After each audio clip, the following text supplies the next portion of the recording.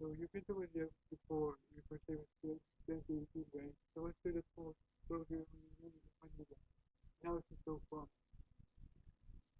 My most fond memory of Manila was I was made to feel very welcome here, and I still think it's crazy that I have fans around the world, in places that are a long way from where I come from in England. So um, I remember playing a show here, and it was beautiful. How was it so far?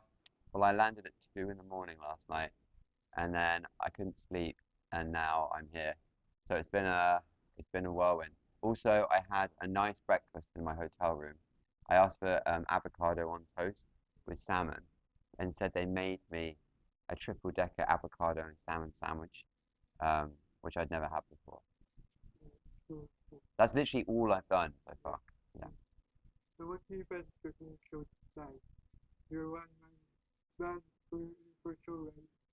Yeah, first time I brought the band with me, because last time I played it on my own solo. So it's very different. It's going to be, you know, drums and bass and guitar solos, and it's a lot louder. Yeah. You talk about your new album Columbo. How different Columbo from your album to the good die and stuff for everything? How different is it? Yeah. I would say it's a gentle evolution um, of my previous albums. I don't really ever try and make my music sound different to what has gone before, but it just happens naturally because I think art is a product of its environment, and therefore my environment for this album has been different to the others. What was your creative writing process for the album? Well, I write the songs first, so I just have a notepad and a pen and a guitar or a piano, and then after that, I record them and I build the instruments. I add drums, or I add bass, or I add synths, and build it up slowly like a painting. So I heard you wrote first song for the album, right? So it's hard to yourself as well. Sorry. I heard you wrote first song for the album, so it's hard to yourself as well. Yeah. So I guess, like it's kind of like whittling it down, you know. Um, it was easy at first, you say that one's not good enough, that one's not good enough, that one's not good enough. But then at the end, I had like 15. I loved all of them, and it was really hard to lose the last three or four. So, but yeah, we got there in the end. But if you hear those songs, it means a lot. Highly unlikely. Let it be known now, if I die for some reason, I do not want to have one of those posthumous albums released. Um, that would be the greatest insult. I always feel so bad for artists when it happens because like that's all the stuff they didn't want to come out. Yeah. Did you have any favorite tracks in the album? Sorry. Favorite tracks in the album? Favorite tracks on the album? I'm gonna go with Strange Kind of Beautiful. Why so? I just feel like it's kind of like I'm really proud of it as a song, but I'm also, musically speaking, and I'm also really proud of it lyrically as a poem. Um, yeah, and just it's one of those songs where like I felt like I was writing it down, like almost like it already existed somewhere, and I was just sort of like looking at it and writing it down. What made you decide to have one version of Columbo as your album title? Good question.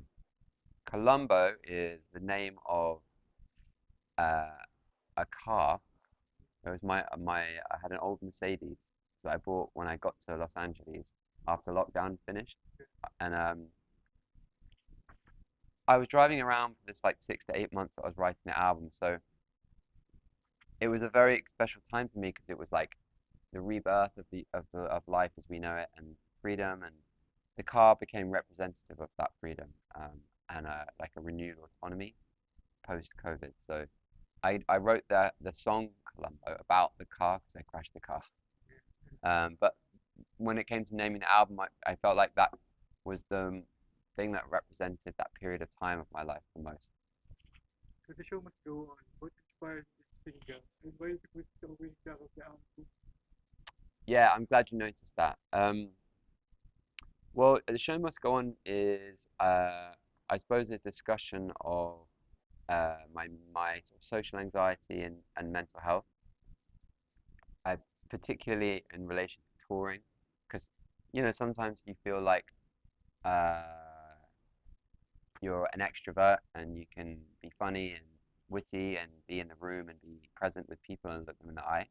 And sometimes I feel the other way and I feel insular and I feel melancholy and I feel like maybe I want to be on my own and go to bed.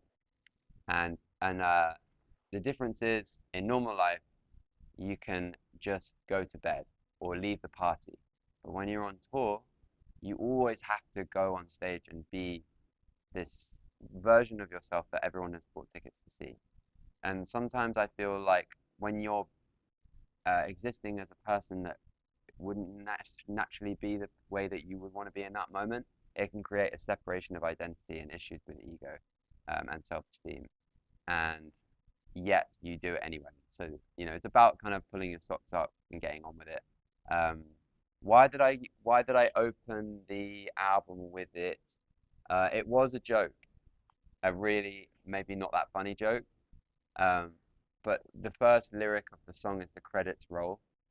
So I feel like it was funny to have a song uh, like called "The Show Must Go On" at the beginning. Yung song really cathartic for you. Yes. So, can you talk a little bit about this?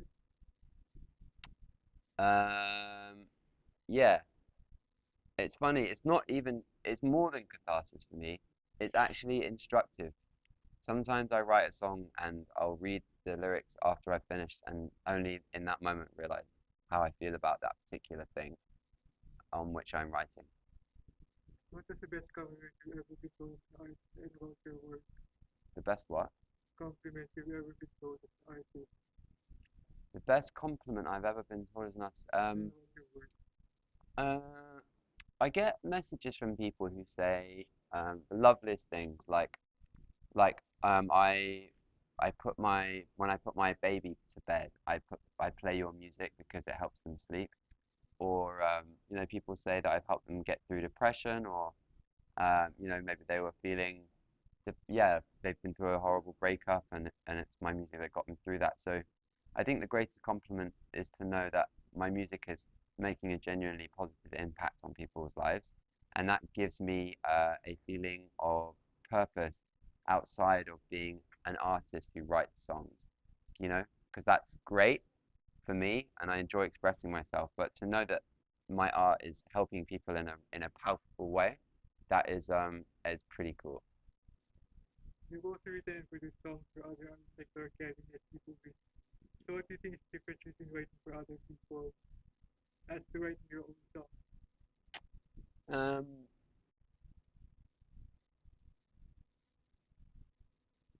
hmm, that's a good question. I think I don't really do it that often. I don't really write for other people, but I think collaborating with other musicians is how you learn. It's like you take a little piece of that person. Have you ever spoken to somebody that's like really cool or really witty or really funny, and you just notice something about them that you like, and you kind of think, I'd like to do that maybe, and you kind of like take a piece of them with you. I do that quite often. Um, Especially if you're around somebody a lot, like your best friends or something, you start to share mannerisms and you start to share sense of humors and you even laugh in a similar way, maybe. Um, so yeah, I think when you collaborate with other musicians, that's like you take pieces of them with you. And I definitely, like for example, S.G. Lewis is one of my best friends, but I definitely learn a lot from him, especially like production and stuff like that. Leanne La Havas, I learned how to sing. I like listening to her do her vibrato. She's got a very like oh, very wide and slow, and I feel like I kind of like learned how to sing a bit from her. So yeah, that's how you learn. That's how you grow. Or last question, what's your message to your fans here in the Philippines? So one more time. What's your message to your fans here in the Philippines? My message to my fans here in the Philippines is uh, I love you. Um, I think the show tonight is sold out, which is awesome. And so thank you for supporting me and allowing me to come to your lovely country and play shows because it's really, really fun. I think Thank you very much, Mark.